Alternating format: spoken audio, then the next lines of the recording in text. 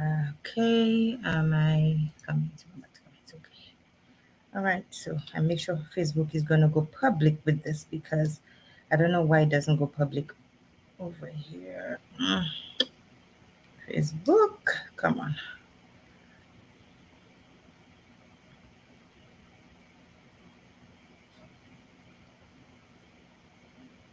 Okay. Hey, I start already? Oh my goodness. Gosh, people, I am so sorry. I did start the live and I didn't realize I started. So I'm looking at my phone. Okay. So listen, let me change the settings and I'm going to introduce myself because sometimes you don't go public and I want everything to go public. So give me 1 second.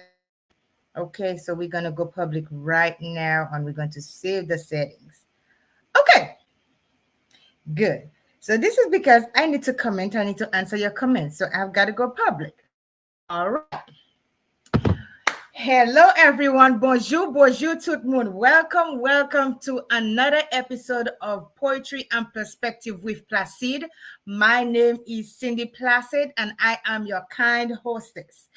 Tonight, we have an amazing show for you. Listen to me. It was a special broadcast because I needed to get this person on my show before anybody got him. So I have a wonderful show for you. But before I do that, as usual, my name is Cindy Placid. I am beautiful Caribbean island of St. Lucia, especially from Wintworth North and from Piero. So big up everybody from Wintworth. I holla at my friends in the Wintworth community.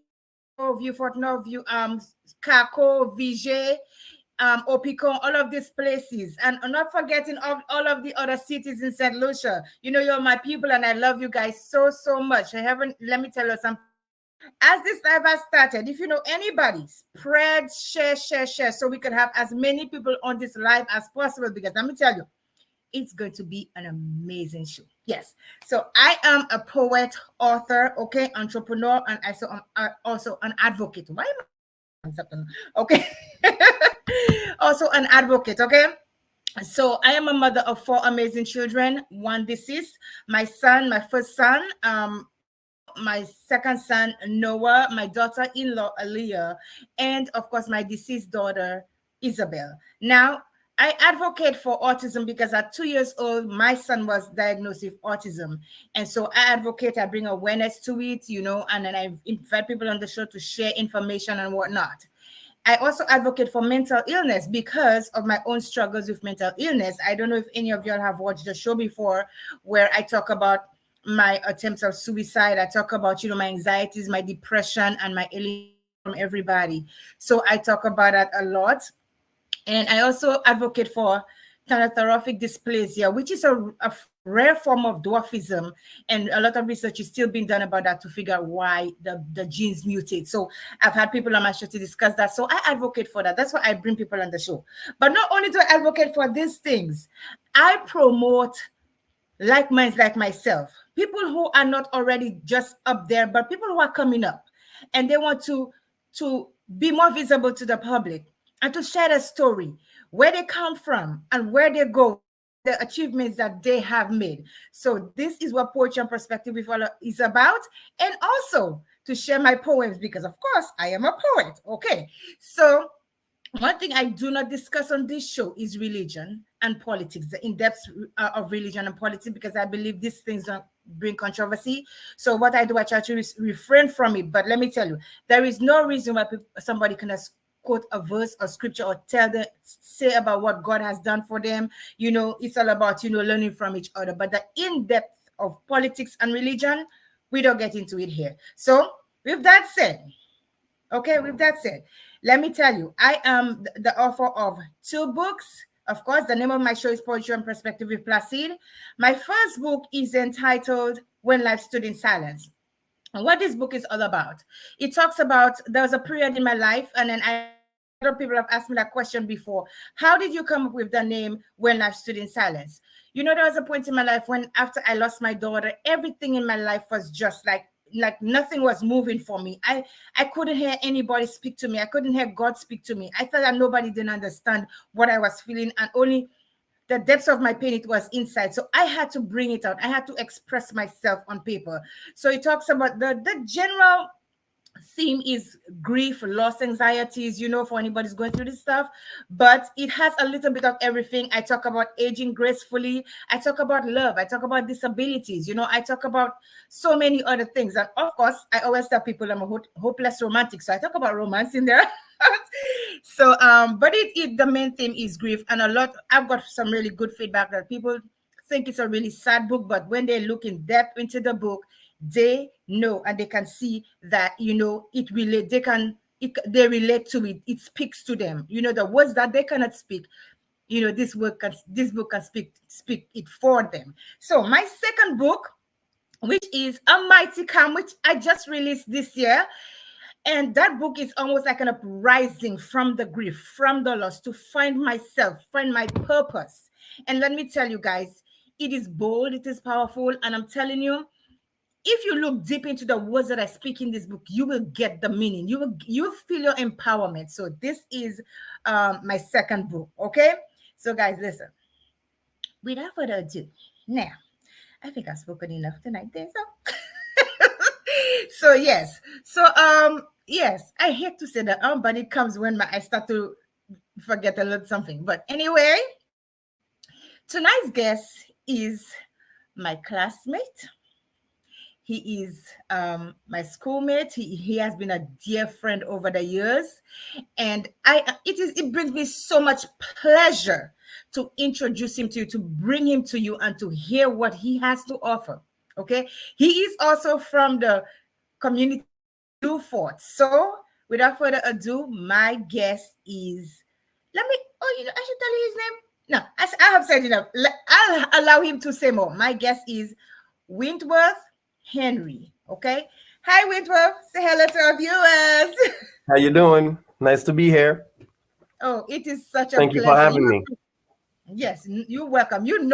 I have been waiting for this moment. Yes, you and me both.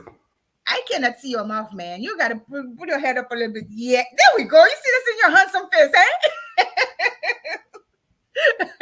You don't see, you don't care. Listen, I always tell people, I am going to be who I am, Cindy Placid, no matter where I am. I'm jovial, I'm happy.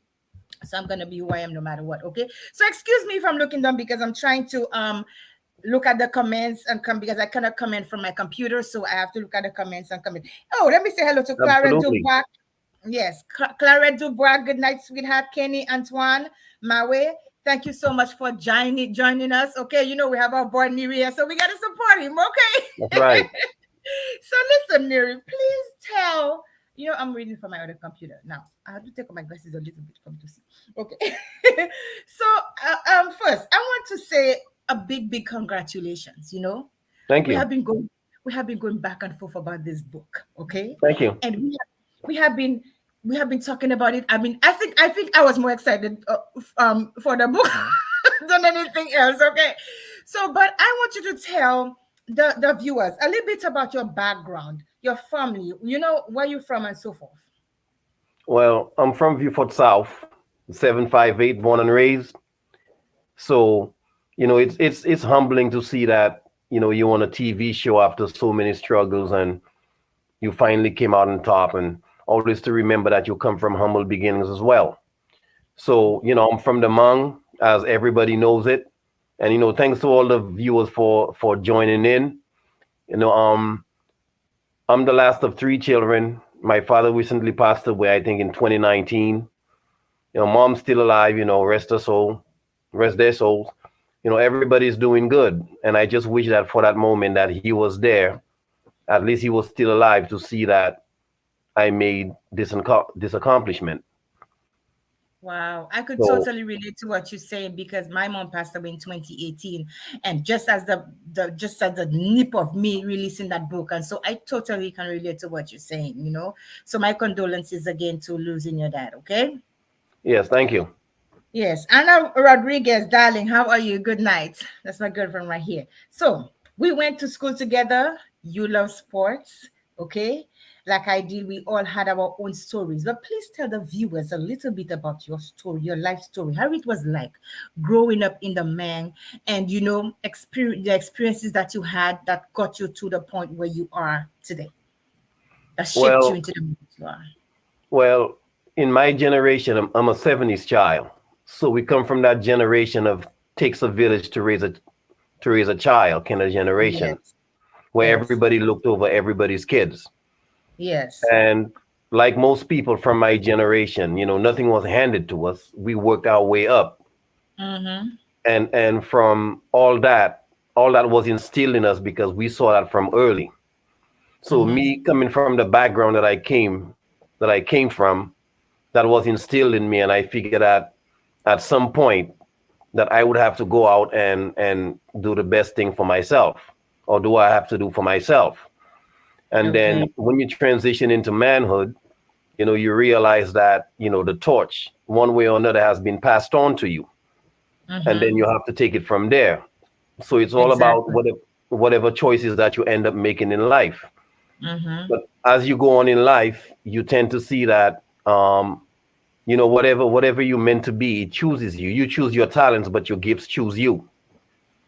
So it came down to the point where, well, as you said, we went to school together. I majored in a number of subjects. Sports was one of them. But it so happens that I was the best in the class in the literary as well. I So remember we were. I remember. so so all that transition more and more, just like you, I started out writing poetry, and I never knew that I had the capacity to write an actual book. And the name of the book, Zero Seven, came. It was by chance. It was originally a video game script that a patron at a store where I worked at was Okay, asking hold me on, to hold work. on. That's the juicy part. We're gonna hold on for a little bit, okay? Because I want the guests Okay. to know about the juicy part, okay? Remember, you have to tell me about where it came from. Okay. So let me tell you this. First, your name is very unique. I've not Yes. heard many people have your name Wintwoth. So tell us about your name. What it means. Well, last I checked, it means winter. Oh, winter. Oh, so you're into babies.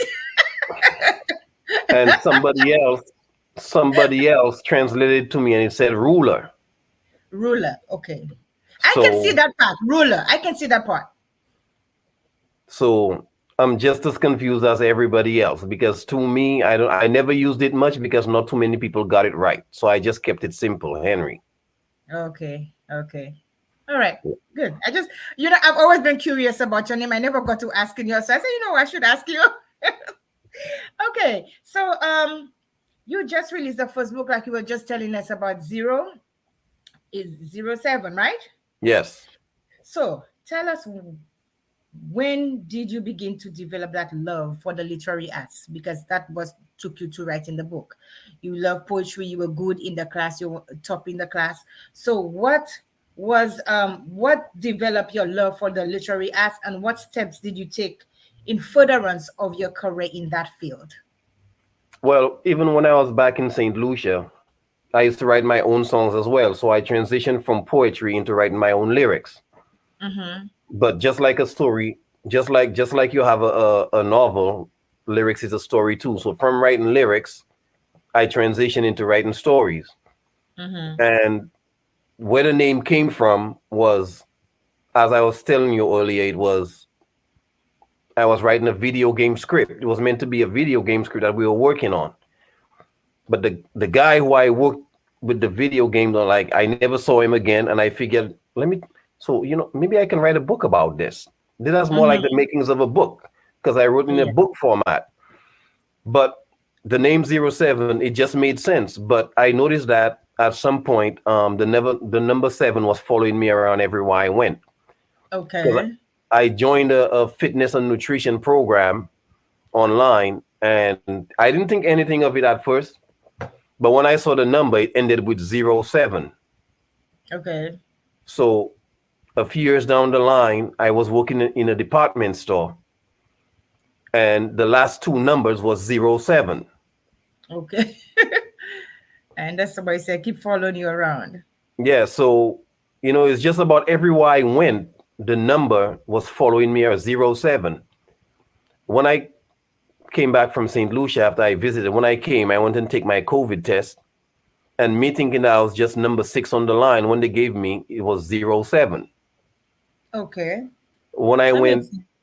no, so when I went to the Social Security office, and they just handed me the piece of paper telling me what number I was, it was 07. So everything was 07. So I figure, you know what, maybe that's just a good name to, name the book, and it just fitted right in. So maybe you are the original 007. Well, I'd like to think so, but it looks like Yeah, but it's good. The name is unique. So there is a purpose, and that's not a red word I want to look. I'm trying to say, but there is meaning behind the title that you chose for your book.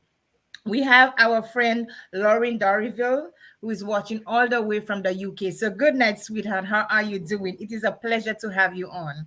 We have Marie Maffrey from St. Lucia. So good night. Yes, Neri. So I have so many questions to ask you, but I am not going to stick to script. I have everything I've written for you, but I'm curious. Okay. So you were into basketball, right? yes. Okay. So how was how easy or difficult was it transitioning from being into the sporting world, loving basketball, to becoming a writer? Well, for me, like I said, I was even writing before I was playing basketball. Mm-hmm. So the love for writing was always there.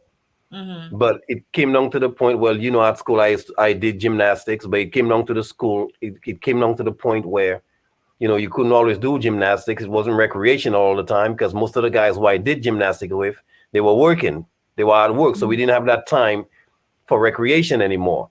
So it came Mm-hmm. down to the point where I had to alternate, try something else. Okay. Okay. I certainly understand that, because if one thing don't work, you got to move on to the next thing. Okay. So Exactly. tell us a little bit. I want to read you a little insert from your book. Okay. I got something. Okay. So it says here, 2025. Okay. Yes. Genesis Haven, Queen Maudland, Antarctica. 2 decades passed since the incident at the Ivory Coast, leaving many displaced and fleeing to Genesis, the haven of mankind in search of a better life under the guidance of Dr. Weaver. Once again, the dark cloud of war loomed, an evil shadow over the haven, extinguishing many lives in the wake. Tell us about that 2025, that period right there. What inspired you to, first of all, write? I know it's what you said, it was like a comic book, but go in depth. I don't know anything about war. I know probably you didn't go to war, but what inspired you to write that piece about Genesis and the war and the battleground and the United Korea campaigns? How did you get that idea into your head? Well, a number of reasons. Um, I remember growing up, all I used to be looking at was war movies, John Wayne, and all that.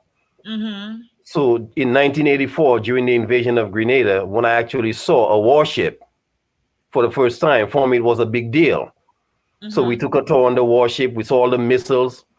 When I went to the base, I saw all the planes and everything. So, this is what I used to see on television. So I'm actually seeing it in real life now. So Okay. for me, it was a big deal because this is what I've always been drawn to military. Mm-hmm. And what really instilled it in me was the fact that we played our part in the Second World War. That our airport was originally a military base and the hospital, Mm-hmm. and that originally it was Trinidad who was supposed to play that role, and because of a mistake in the Morse code, it ended up being us who fueled the war effort.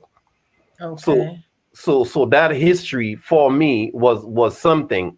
So even when I come home, when I had cable, when I used to look at cable, when I had the time, is one Mm-hmm. of two channels I used to watch, either the detective channel or the military channel. Okay. So me learning about planes and everything and seeing what you see, the atrocities that people commit especially during those times, makes you see that it's in our nature for we human beings to destroy ourselves. So let's just True. say you have a place like Genesis, far away from the prying eyes of humans. Mm-hmm. There's always going to be somebody or something that's going to cause the downfall. Yes. So whatever it is, somebody or something is going to cause the downfall. So that's where that basically is come. That's the message that I'm bringing. That we had something good and we messed it up. Mm-hmm. So that's pretty interesting. So tell us about the prologue, the anticlimax, and the climax. We're not giving too much about it because we don't want people to get too much. They need to go and buy it. So tell us about the prologue and take us into a little bit about the prologue and take us a little bit into the climax and then towards the anticlimax and then towards the climax where all the action is happening one at a time. Okay, well, the prologue states is like a timeline. But, we start off in the future, which is dystopian, and you go into the past. So basically, with that is like all the main characters in this story have their own demons to fight. Okay. Mm-hmm.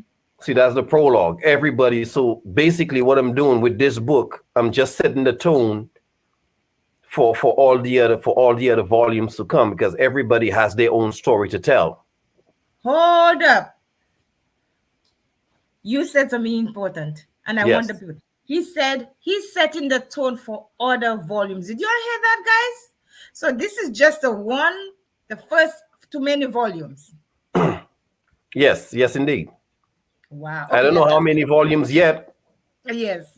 but I just go where the story takes me. And that's how what writers do. Wherever the story takes you, whether you are a poet, whatever you are going to flow with wherever it takes you. So yeah, that's the prologue. So continue. I'm sorry. Please story. So the climax is, after 10 years of civil war, the protagonist, fragments of his memory comes back, and that's where all the action, well, most of the actions literally begin in the second half of the story. And the anti-climax is that he finds out who he is, what he did. So that sets the tone for volume 2. Who he was before all this happened. Yes. Wow. Listen, I am just, I have never, I know we have so much talent from St. Lucia, and I Absolutely. know you have, yeah, and you have I have always seen such great potential in you, but Thank you. I applaud you and I am so in awe of you to write a book of that capacity, of that nature. You have no clue how proud I am of you. And I'm Yeah, telling thank you, you. I know you are going to do amazing things with this book because let me tell you, I know you've been promoting that book. Absolutely. Yes. So Neri, what genre is the book? It's more like a love story, but that comes later on in the book. But it Uh-huh. starts off as a civil war. Okay. So it's military. It's a love story but military based. Wow. Wow. Amazing. I can't wait to. I just wrote. Listen, guys. I was trying to get my book, but it didn't get there on time because I wanted to flash my book. And, yeah, I got my copy, but it didn't get here on time, so I had to, resort to other measures. Let me see who we have here. Nadine. Hey Joseph, I don't know if you're friends with Nadine. Oh my gosh, I love this lady. I can't wait for him to get her on my show. Okay, she said, thanks for bringing so many offers to light in your work, Cindy Placid. Thank you so much, sweetheart. Coming from you, that means so much.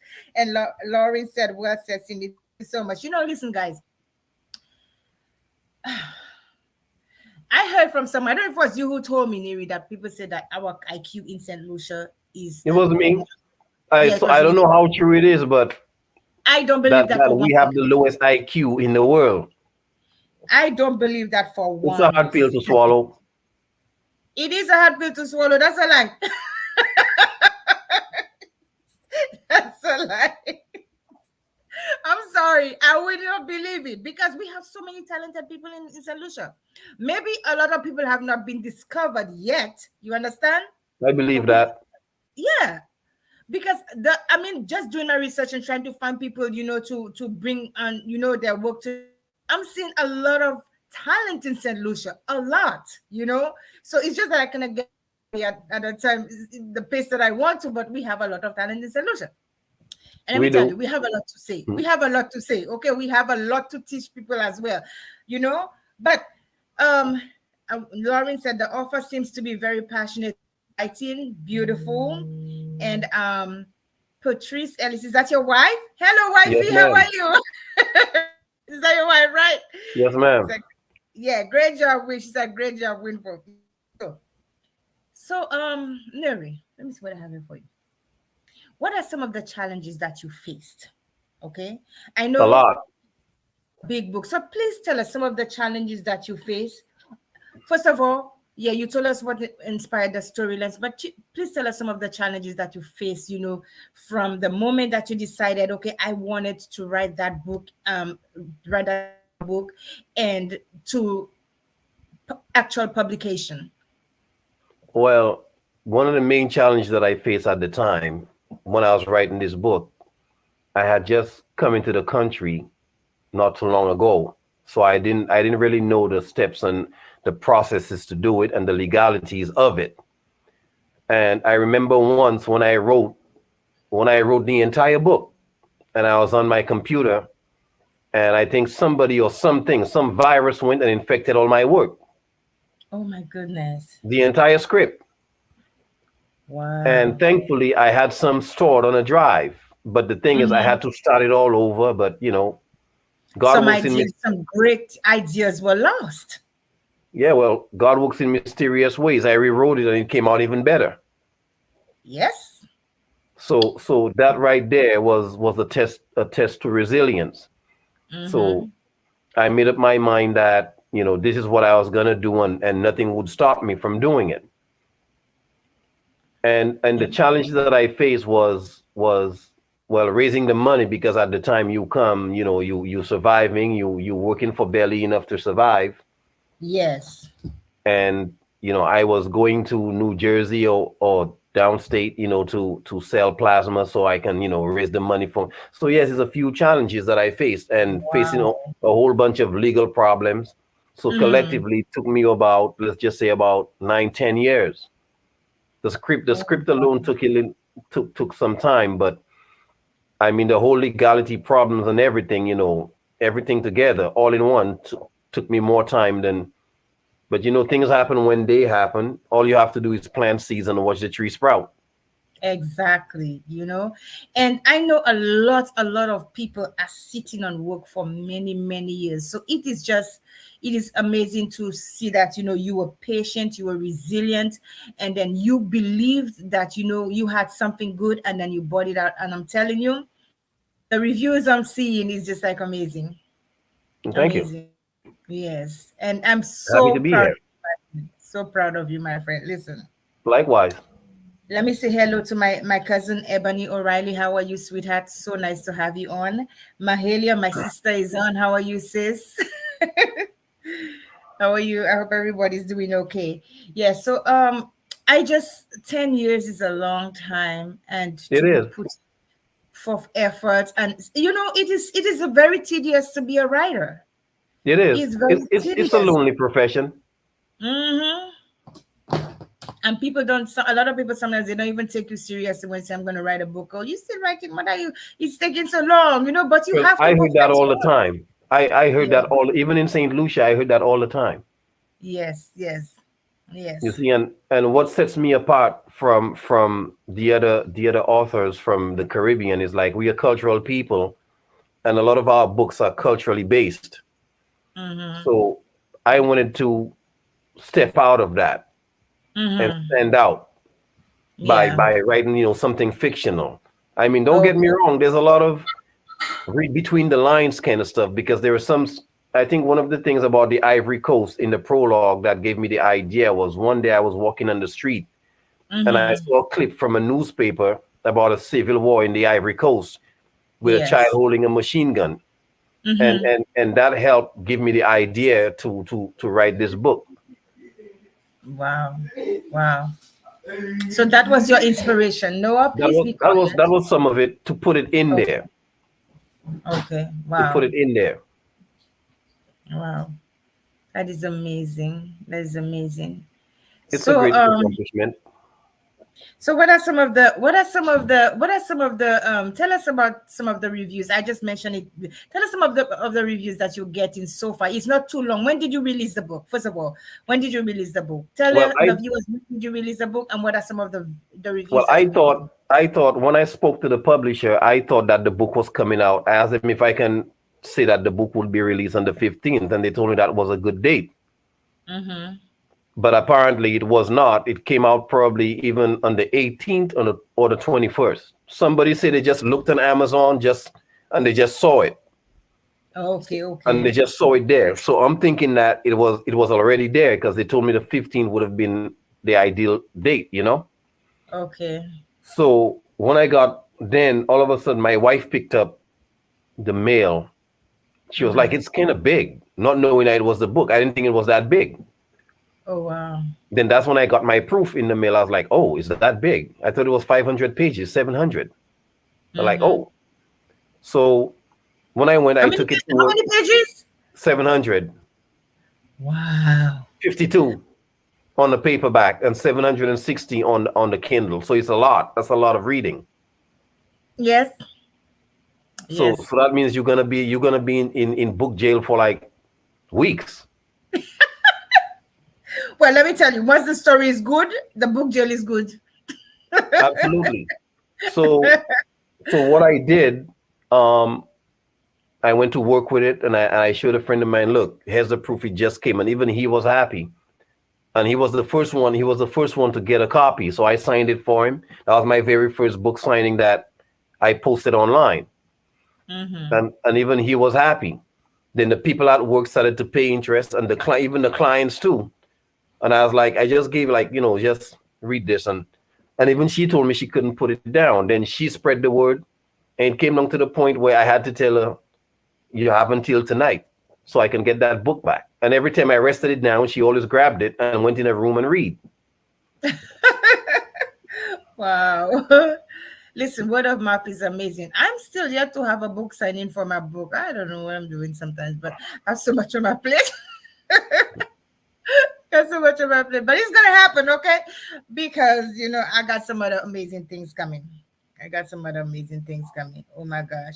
Yeah, so Neri, now in all that time that you were spending writing, you have a full-time job, or I'm thinking you have a full-time job, right? So how did you find the time? And I know from conversations with you that you work at nights, right? Yes. How did you find the time to write? Sometimes I'll carry and when I have the ideas, sometimes to keep it fresh, I'll carry a notepad, depending on what I'm doing at the time. It's Mm-hmm. either a notepad or a notebook. And if I have the time, if I'm posted somewhere, I just scribble down whatever ideas that I have.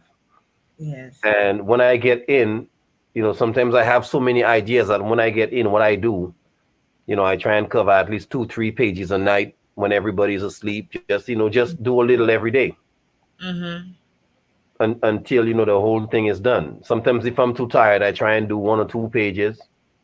Then every night I come. It depends. It depends on my mood because I don't. I'll be honest. I don't write every night. Sometimes I'll be like, you know what? I'll just leave it for another time. But Yes. whenever I get a chance, I just scribble, scribble, scribble. And that's one of the things I had found myself doing too. People are asking me, why you always have a lot of things in your bag? Is that a lot of things I have in my bag? I have my book in my bag, my notebook, and my pen. So anytime an idea comes to my head, or even just a one line comes to my head, I have to write. And that's what we do. We have to keep the writing juices flowing. Well, it's But it's a lonely profession. it is. It is. So Bernard Henry is watching. Good night, Bernard. Um, Anna Rodriguez says you're amazing. Definitely greatness coming your way. Amazing. Thank you. So yeah. So Lauren said I'm proud of you. So I mean, there's so many people saying some amazing things. Okay. Yes. So I always at some point in my interviews, I'm going to talk about food. So what kept you fueled? Okay, what kind? I know we love our St. Lucian food. Okay, so that's basically what I'm getting at. What foods from St. Lucia? What's your favorite food, and which one keep you fueled while you wrote all the time? Well, I don't. To be honest, I don't have a favorite food here in New York. What I do, I cook my own, or my wife does. But Okay. well, to answer the thing about favorite food, I like the avocado and farina Oh, is my nice. favorite from Saint Okay. Lucia. Yes. Okay. You know, Awesome. so I've yet to do it here. But when I come home and what I do basically, I know I have to go sleep, so I don't really go sleep on a full stomach. What I do, I love tea. Mm-hmm. Sometimes a little tea and crack, just something to keep your hunger in check. Abe. Yes. Yeah, Okay. because I know I have to go to bed and I have to get a certain amount of rest, get up and go to. So it's kind of like the rat race, so to speak. Oh, yes. So, guys, listen. I have pictures of Neri. Okay, I call you Neri because that's how I used to call you back home, and I love it. So, but Mr. Henry, I'm going to call you Mr. Henry, okay, because it's so Whatever cool. works. Okay. What? Okay. So we grew up together. You back then. I remember. Good night, Lucy. I remember you talk about your basketball. So I'm about to bring something on the screen, guys. Okay. So this is his book right here. I've been talking about the book. I'm not showing the book. Zero. Listen, guys. I am going to tell you. If you have not gotten a copy of this book, go get it now. It is on Amazon, Kindle, and is it hard copy or paperback? This is paperback. Paperback.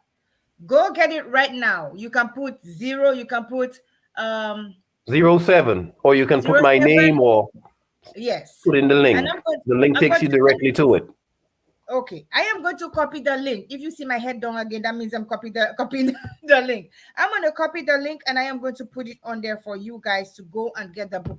We need to support each other. We need to support each other's work. Keep um we need to keep encouraging each other to reach for their goals. You understand? And I will, anybody who has anything, I will encourage them, I will motivate them. I am rallying for all of us, because I believe, if we continue to push each other as a nation, our little nation will grow. If we continue to achieve great things, we will grow. So we're not Absolutely. supposed to be known as the lowest IQ. What on earth is this? I'm having a Yeah, problem I with know. I this. know. I know. Let me see if I can get the guys. Let me see if I can put the link on there for you guys, because I want you all to go and get that book, because check it out. Read. You can read, the sample, they usually give a little tidbit of what it's about, the introduction they give about the book. Go on there, support our brother right here, okay? Support, support, support. Let me see if I can get the link. Oh my gosh. Copy link. Okay. Copy text. Give me 1 second, guys. I'm putting it on there for y'all to see. Okay. Okay. So I put it on there, and I'm going to put it on the screen as well. I'm going to put it on the screen as well for you to see. I'm going to show it on the screen. You see it come up. www.amazon.com DP. Okay, that's it, right? Yes, that's it. I need y'all to go and support Wintworth Henry. Okay, my dear friend and colleague. Support, support, support him. And please, I don't do that. I don't do that a lot, like I said. But when you purchase the book, please write a review. After you've read it, write a review about the book and take a picture and send it to him so that he could show. Okay? Please, I beg y'all. Am I right, Nuri? Yes, absolutely. All right. I was asking you another question. I forgot. Yes, I was going to talk about growing up in. So we talked about you growing up. Let me show you all him right here. This is the Viewfort Passy. Look, what do you? Yeah, it was that night. We had just finished playing a basketball game, and I think we won that tournament. That was in 2001. Yeah. And one day, somebody just sent this on my DM, and I'm like, I wonder who had it. And then more and more of those used to come. Uh huh.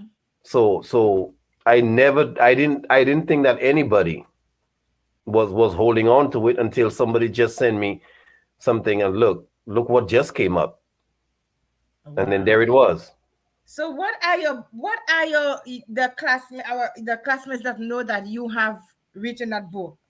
Okay, I know some of them are not here anymore, but what are some of the classmates, some of our friends, you grew up with from way back then? What are they saying? Have any of them purchased, and if they have, what are they saying about it? Well, most of the views, to be honest, I don't know how many people that purchased the book.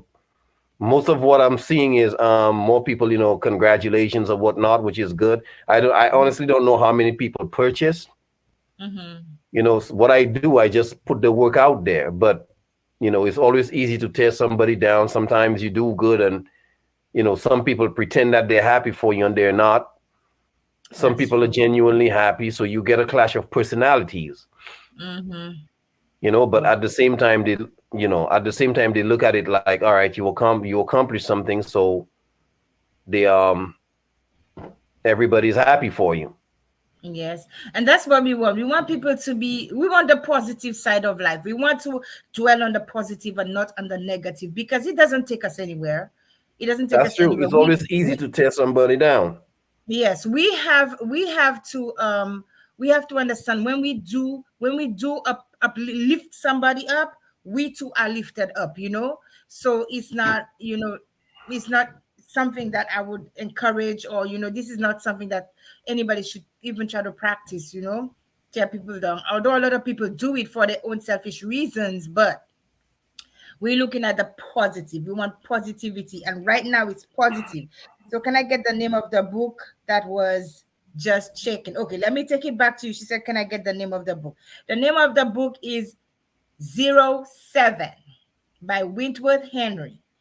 07 by Wintworth Henry. Okay, I'm going to put it on there. 07 book. Can you type where you are, Neri? Name of book? Yeah, I can see it. Okay, good. Z. I'm still saying Z. You remember when you used to say Z in school? Now we used to say right Z. What she said? Zero. When we used to say, we didn't used to say Z. When we went to school, we used to say Z. Yeah, that's Oh true. my gosh. Oh, it's the same. You're welcome, Lauren. Yes, so go, guys, listen, go get the book. It's on Amazon. I have it flashing on the screen, if you need to get it, and it's also going to be in the chat. So go get that book. And where else can they find the book, Neri? Well, I was told it would have been at Barnes and Nobles, but I Mm-hmm. went there and checked and it wasn't there. So I don't know for now.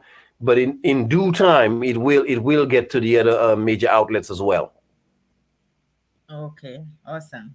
So I have a picture right here. I'm a fool. Tell us about young Neri. What were his aspiration, hopes, and dreams? Oh, she said she was searching for 007. Sorry. I said he should have been the original 007. But he's 07. So tell us about the young Neri over here, the young Wintwoth. Uh, that was again that came to me by surprise. I don't know who got it. I don't know where they got it from. Again, somebody just DM me, but I was like 14 or 15 at the time. You know, Okay, into myself. okay, And it was pretty young of me at the time. okay. That one. I remember that young Neri. I remember Yeah. that young Wintwoth, yes. So I have a question. So you mentioned, and I wanted to keep that question for a little bit later, as we go along, and I think that's the time. You mentioned that you worked in the tourism industry in St. Lucia. In St. Lucia, right? Yes. In the tourism industry in St. Lucia. How what profession what was your profession? Okay. I'm gonna ask you three things. What was your profession there? And at what point did you decide to migrate here? That's 2. And then I'm going to add a third question in a little bit. my profession at the time was baggage. Okay. I remember they were transitioning from Liat into a bigger company. Mm-hmm. So my profession, a whole bunch of people enrolled, and my profession was baggage. Now, originally, that was not what I had planned. What I did plan was I was looking to apply for one of the hotels, Club Med, I believe. Mm-hmm. But I was told that from the way it was that there was a better chance of getting into that profession on the airport than the hotel. Mm-hmm. So I tried, and um, I succeeded. And I gave 10 years of my life in but me being working for the airline, for the tourism industry, I decided at the time, that's when I was really passionate about writing my lyrics and music. So I Mm-hmm. used that as a means of traveling back and forth. I Okay. was not even to I was not even into writing books or anything yet. I was just testing the waters with the whole books thing, but I was more into writing music because I was making more headway With music. with music at the time. Okay. The All writing right. books didn't come out until 2009, 2010. Okay. I mean, So go ahead. I really began to look into writing a book, but I was more Mm-hmm. into music, and whoever I was working with ended up moving out of state, getting married and moving out of state. Mm-hmm. So it came down to the point where I was the only one who was left alone in New York. Mm-hmm. So I had to transition into doing something else, and that's where, as I said, when I was working at a store once, and some guy came talking about a script, and I started writing the script, but I never saw him again. So that's why it transitioned from a script into a book. Yeah. So one of the reasons why I asked that question is because sometimes people will see you achieve certain things and they don't know your background. They don't know your story. They don't know where you came from. Okay. They don't know what shaped you into what are your morals and to get to the point of doing certain things, with your life or your choosing a career. So my question to you is, how did the 10 years working in the tourism industry shape your mind and your thinking um when it related to you writing your book? Well, working in the tourism industry, I mean, think about it. The job was, it had its challenges, it had its perks as well. And but I'm looking at it like, at some point I came to the realization that I don't want to do this for the rest of my life. Mm-hmm. So it had me to look internally and see, well, you have a whole bunch of skills, but it's just that the place has no market for it. Okay. There's not a big market for it. But what you can do, and at the time, the whole thing with the Haitians and everything, and the Fugees came out, people from Haiti. So I was looking at it like, people came out all the way from a poverty-stricken country, and look now, everybody knows more about Haiti, because every time when you heard about it, Haiti was about war. So I'm Mm. like, so who's the next is gonna follow? Then you had Trinidad, who won, the most beautiful woman in the world. You know, when you look at some of the other islands making strides, and you're like, who's next? So I wanted Mm-hmm. to put myself on the line, whatever way I can, put myself on the line, to put us as our island nation next. So Mm-hmm. I had to look internally and see, well, all right, you know what? I don't want to do this for the rest of my life. I've been coming and going. I know a few people, whatnot. I took a chance, and it Mm-hmm. didn't work out at the time that I wanted to. But you travel the path, and you stick to the path, and Mm-hmm. slowly but surely it works out. It works out whenever it works out. So that's a Yes. lesson right there. That things Yes. work out when they work out, not when you want it to. Okay. True. That is true. Everything there is a season. Exactly. Yes. So I always ask that question, what did it feel like I know your wife picked it up. She didn't know it was the book. But when you actually held that book in your hand, tell me what you felt. Tell us what you felt. It was humbling to see, like, oh wow.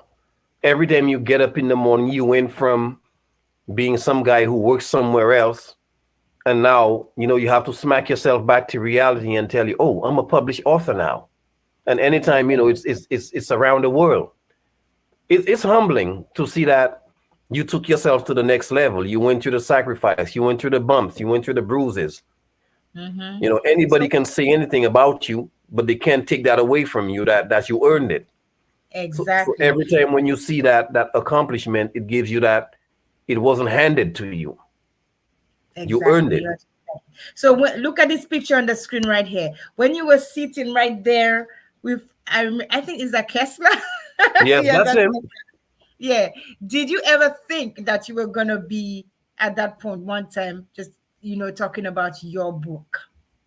Well, I had hoped. I just thought it would have been sooner than expected, because at Okay. the time I was coming up and down, I knew more people, but I guess everybody had their own responsibilities. They had their own demons to fight, whatnot, or they had, Yeah. whatever they had going on at the time. Yes. So, everybody did what they had to do. I had Yes. hoped, to be honest, because I focused a lot of my attention on it. But like they say But never sometimes, lost hope. You never lost hope. but I never lost hope, Mm-hmm. because like they say sometimes, things happen when you least expect. Mm-hmm. Sometimes I do notice that sometimes when you be looking into something a little too much or too hard, it doesn't come when you want it to. Sometimes you just have to take a deep breath, step back, and then just do the work without Yes. wanting anything in return. And then everything else comes after that. Yes. Yes. That is so true. So it's not um I was gonna say something, it just slipped my mind, but probably I'll say it a little later when my mind decides to work with me. When I remember. I know I'm a hot mess. Yeah. So I was gonna ask you something and it just slipped my mind. So I will send it to you. I will send it to you, Lauren, okay? I will send it to you. She said the link is not getting it through. I will send it to you. Oh my gosh, I lost my train of thought. Oh, I wanted to say hello to um oh my gosh, my friend Nee is watching, Kursil Ramantal is watching, Sharon Nee Donso from Wyoming. Thank you for joining us. Appreciate you. I mean, listen, guys, I just want to say I always appreciate my viewers. I appreciate you guys coming on here and listening, watching us doing, and just seeing the great minds that we have and the great talents that we have from St. Lucia, and the amount of things that we are accomplishing a little step at a time. They say little strokes fall great trees. If you do not start, you are never going to be able to know how far you can go. And if you stop, you're not going to know that either. And Wintworth, I am so happy that you kept your dream alive and you kept the hope alive, and then you work hard at what you wanted. And at now, let me tell you, this is just the beginning. So with that said, I'm going to ask you the $1 million question. What's next, and when are we getting the other volume? Well, I have a time frame, probably every 12 to 18 months, depending on how everything goes.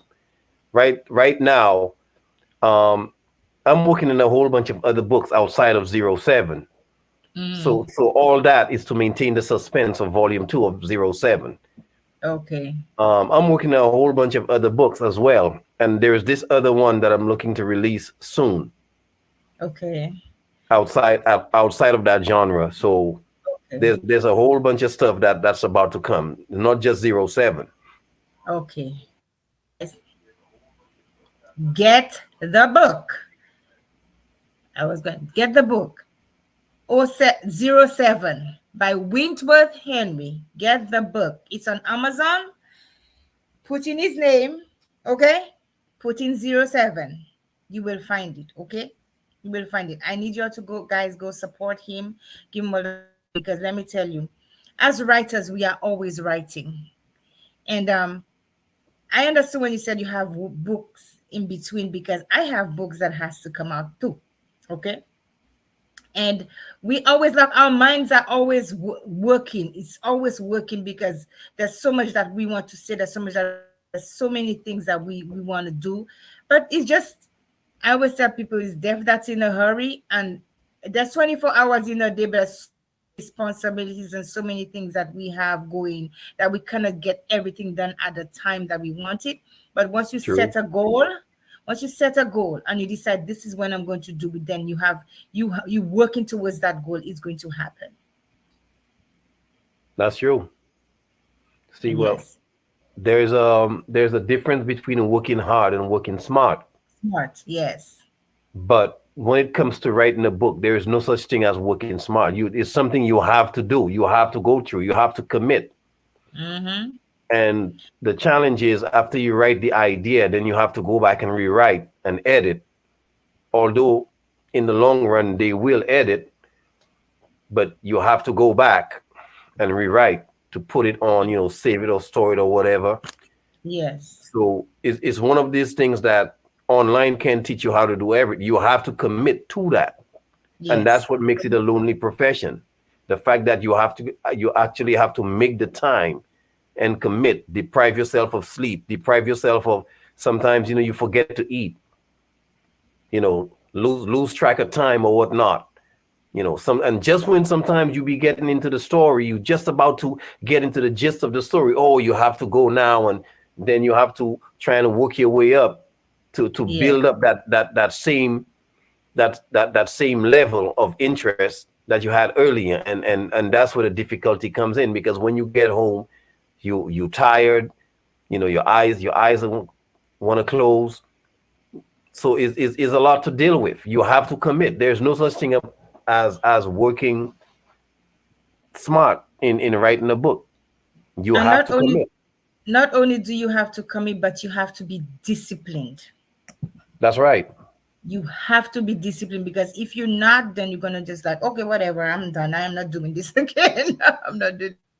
Yeah, so we have to be disciplined as writers. Neri, I want to say thank you so so much. Why do I keep calling you Neri? Mr. Wintwoth That's here. all right. It's my name too.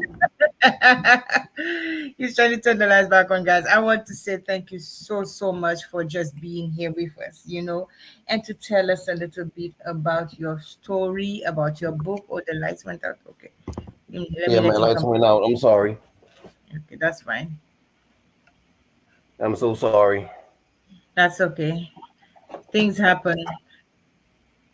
Things happen. So I want to say thank you so much for being here with us. Thank you so much for sharing a little bit about zero 07. It was a pleasure to have you on Poetry and Perspective with Placide to talk about your book. And Likewise. Thank you. I am like a proud sister who just got $1 million because her brother has written the book and has achieved the goal. Thank you. It feels So I that want, way. yes. So I want to say thank you so much. And I want to tell, what last tidbit do you want to leave with the viewers? Well, if you really want something, you have to commit to it. Mm-hmm. I don't focus on the work. I focus on the reward. So whenever you go out to pursue what you're going out to pursue, don't focus on the work. Focus on the reward. The most daunting of all tasks is not the daunting task, but the discipline to acquire what is daunting or to face what is daunting. The hard Exactly. work is not the hard work. It's to have the discipline to finish the To hard keep work. going. It's all True. about discipline. So no Mm-hmm. task is daunting. The most daunting of all tasks is to remain focused to confront that which is daunting. Yes. Yes. So thank you so much again for that little, bit of advice. Anybody's going to take on writing, no, it is a tedious task. It is, but at the end of the day, when your book is in your hand, you've reached a goal, and it only fuels you to do more. Listen, guys, I want to say, go get his book. I'm putting over some slides so you could see a little bit about him where he come from, humble beginnings. But now I want to say this. There are a lot of people who are facing, before we leave, I'm going to say this. There are a lot of people who are facing so much mental distress. So much people are losing loved ones like crazy. Okay, people are committing suicide, people go face domestic violence, and then it causes mental illness, and some people end up taking their lives. So I'm going to say this: if you have someone who is in mental distress, who you know is struggling with mental illness, and they get to the point where they can't cope anymore, please, if you're in the United States of America, you can dial 988. It's almost like a 911 number. And if you're not here and you know there's somewhere that somebody can go to find help, please refer them to it, because there are too many of us who are losing loved ones through violence, natural death, so many different things. So many people are suffering internally, and we do not know. So I want you all to refer somebody, if you're in the United States, whatnot. Now, this is my last tidbit I'm gonna say this. Wintworth has put has had his hopes high. He knew what he wanted to do, and then he went for it. If he decided not to go further, and he decided, okay, I'm gonna give up, then he failed himself. So I'm gonna say to you, as usual, you all know my slogan: no tap outs. We all have a voice that needs to be heard.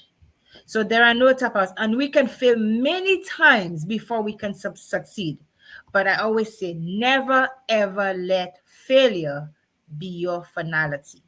Okay, now you can get his book on Amazon. The name of his book, again, I'm going to say it one more time. It is called 07. Where am I? Yes, 07. Go get his book. And you can also get my book there, A Mighty Calm by Cindy Placid, and A When Life Stood in Silence. Guys, I'm telling you, support our people, support people who come on this show, because you never know when your time will come, when you will need that support. So do that. Please have an amazing night. I am your hostess, Cindy Placid, on Poetry and Perspective with Placid, with our guest, Wintworth Henry. My friend, I love you. Keep up the good work, and we're looking for more amazing things to come. Good Thank night you. to you. You all were amazing. Have an awesome, awesome night. Good night. Thank you.